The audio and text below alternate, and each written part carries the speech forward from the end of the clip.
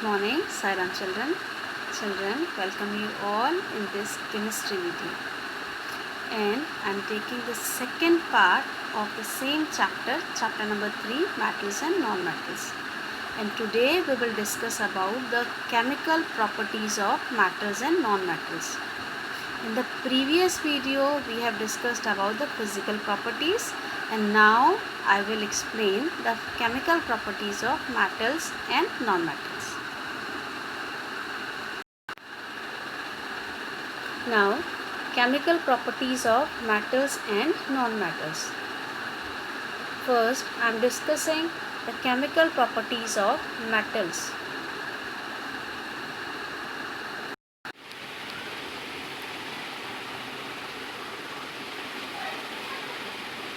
First chemical property is reaction with oxygen. Whenever metals react with oxygen, we can say metals are burning. So when metals burn in oxygen, they form metal oxides. Here you can see I have written here when metals are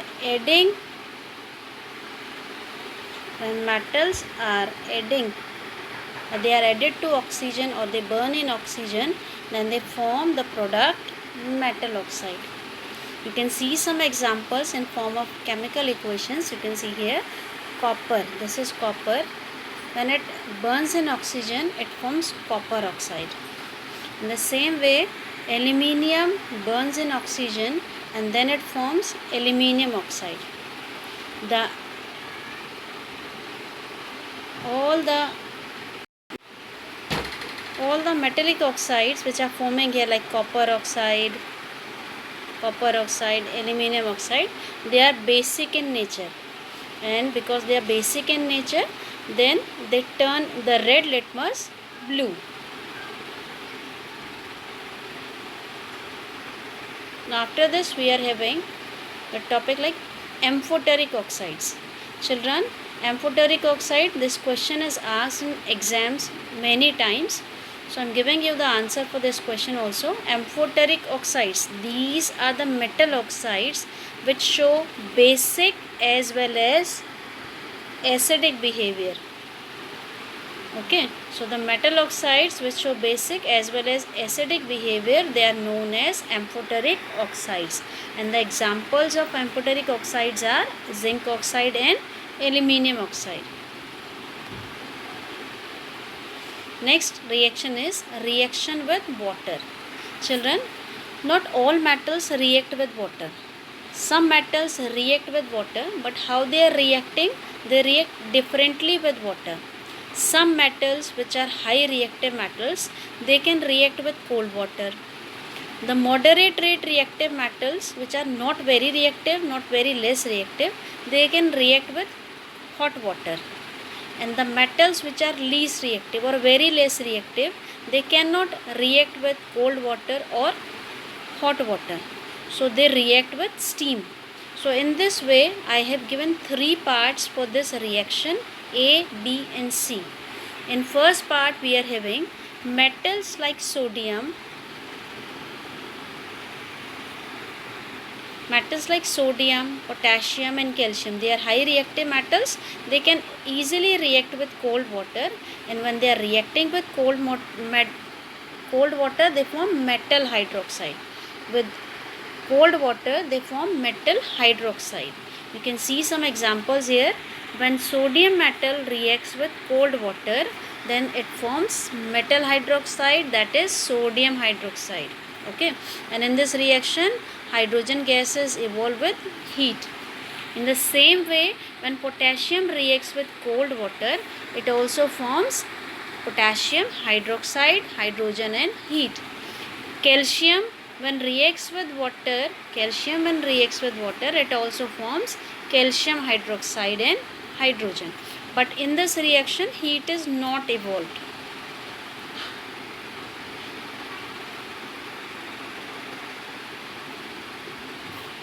In B case, I have taken a metal which is moderately reactive, like magnesium. So metals like magnesium, they react with hot water. What kind of water they are using for reaction? Hot water. then they form magnesium hydroxide and hydrogen. Equation is also here. Magnesium when reacts with hot water, it forms magnesium hydroxide and hydrogen gas. Now the next one is C part, in which I am taking very less reactive or less reactive metals which cannot react with hot water or cold water, so they are reacting with steam. So here we are having metals like iron, zinc and aluminium. They react with steam. They react with steam, and what will be the formula for steam? It is same, H2O, to form metal oxide and hydrogen. Children, notice this thing. When these metals are reacting with steam, they are not forming metal hydroxide, they are forming metal oxide only. Okay, so examples are given here. Iron when reacts with steam, it forms iron oxide. Zinc when reacts with steam, it forms zinc oxide. In the same way, aluminium reacts with steam, it forms aluminium oxide. And in this reaction, hydrogen gas is also evolved. The third property is reaction with acids. Whenever metals react with acids, they form salt and hydrogen gas. So, how to write these things in equation form? Sodium when reacts with hydrogen chloride, it forms chloride salt, that is sodium chloride, and hydrogen gas is evolved. Zinc when reacts with sulfuric acid, that is H2SO4, it forms sulfate salt, that is zinc sulfate, and hydrogen gas is also evolved. Iron when reacts with sulfuric acid, again it will form sulfate salt, that is FeSO4 plus hydrogen. Children, remember this thing. Whenever metals react with HCl, hydrochloric acid, they will form chloride salts. And when metals react with sulfuric acid, they will form sulfate salts. Okay. Now here in this means under this property, in exam one more question is asked.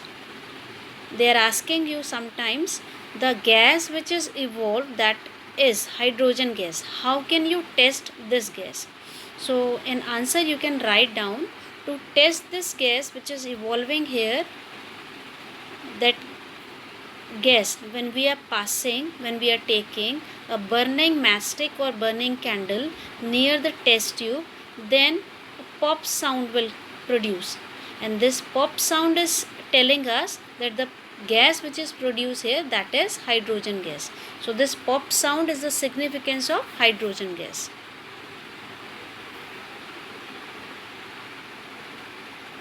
Now we are having, in this way we are having one more thing, copper.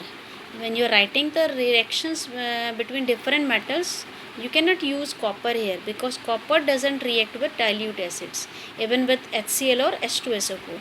So whenever this type of thing is coming here, like what happens when copper reacts with HCl, you will write no reaction will take place. In the same way, if question is coming what happens when copper reacts with sulfuric acid, again you will write down no reaction will take place. Why? Because it doesn't react with dilute acids. Okay. Now the fourth reaction is reaction with salt solution.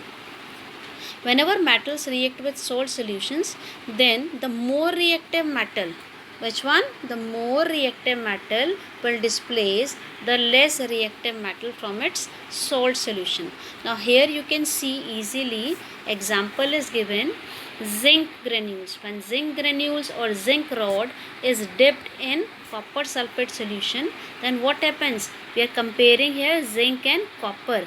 Zinc is more reactive than copper, because zinc is more reactive than copper. Because zinc is more reactive than copper, so what it will do? It will displace copper from copper sulfate, and it will take the place of copper. Okay, so here zinc sulfate will form with copper. Next is iron when reacts with copper sulfate solution.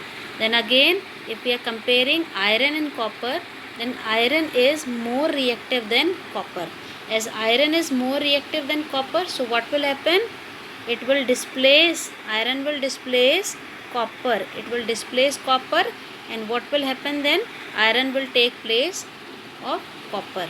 So it displaces copper from copper sulfate and forms iron sulfate and copper. Now children, under this topic we are having one more new thing here, that is aqua regia. What is aqua regia actually? It's a freshly prepared mixture of 1 part of concentrated nitric acid and 3 parts of concentrated hydrochloric acid. Okay, so what ratio we are having with this concentrated nitric acid and hydrochloric acid?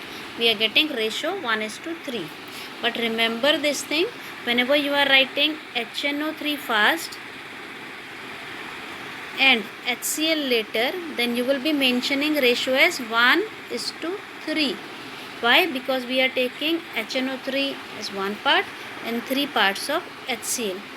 But in some cases, if you are writing HCl ratio HNO3, then the ratio will get changed. Now it will become 3:1.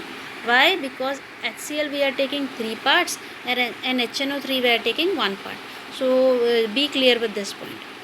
So what aqua regia is? It's a freshly prepared mixture of 1 part of concentrated nitric acid and 3 parts of concentrated hydrochloric acid. It is highly corrosive and fuming liquid, and it can dissolve all the metals, even gold and platinum also.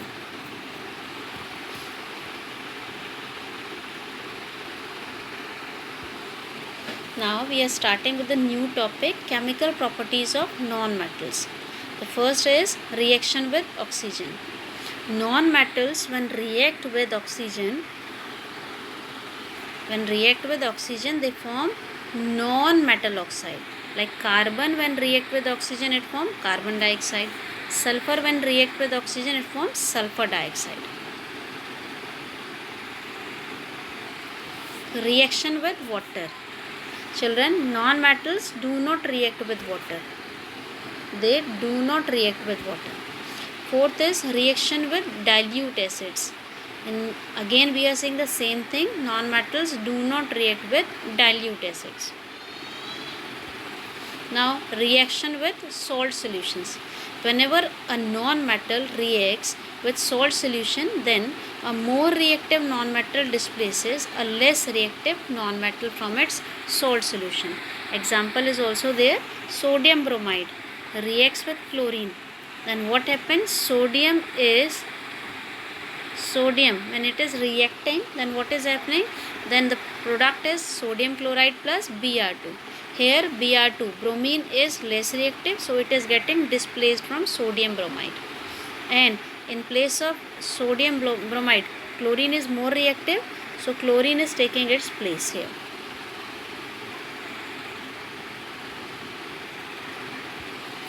After finishing all the chemical properties of metals and non-metals, we are having the other topic as uses of metals and non-metals. So first I am starting with metals. Uses of metals.